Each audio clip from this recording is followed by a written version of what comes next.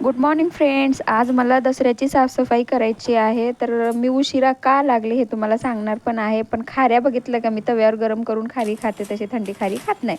आणि हे मेशोवरून मी पडदे मागवलेले आहेत. तर नेटचे पडदे आहेत, हे खूप स्वस्त पण आहेत. गॅलरीला लावायला खूप चांगले पडदे आहेत. हलके फुलके धुण्यासाठी, काढण्यासाठी, लावण्यासाठी खूप चांगले आहेत. तर हे असे वेगवेगळे पडदे ऑर्डर करायला मला आवडते, लावायला आवडते. रेंटचं जरी घर असलं तरी आपण त्या घरात राहतो, म्हणून मी वेगवेगळं असं काही काही युनिक करत असते. कुठेही राहिलं तर ते आपलं घर म्हणून राहायचं आहे, बस एवढंच कळतं मला. तर बघत होते, पण हे ना खूप जास्त मोठे वाटायला लागलेत मला हे पडदे. तर मला बहुतेक वाटते ह्याला कमी करूनच लावावं लागणार आहे. तर त्याला आहे मार्जिन वगैरे खूप सारी आहे. तर बघू आता ते काकू काय म्हणतात.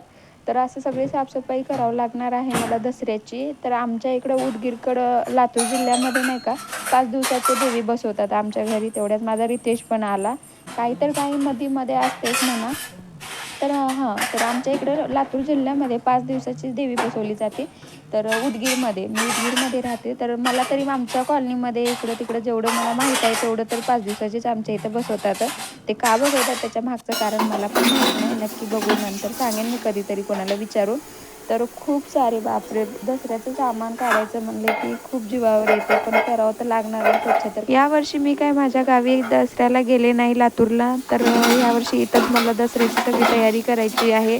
घट मी दरवर्षी पुण्यातच बसवते. दरवर्षी मला काय लातूरला जाणं होत नाही. त्यामुळं मी फक्त दिवाळीला वगैरे जाते, माहेरी पण जाते आणि सासरी पण जाते फक्त दिवाळीला. तर माझ्या रितेशची शाळा वगैरे असते, त्यामुळं मला काही जाणं जास्त होत नाही. तर भेटू नेक्स्ट व्हिडिओमध्ये. तर व्हिडिओ आवडल्यास नक्की लाईक करा आणि चॅनलला सबस्क्राईब करा. बाय.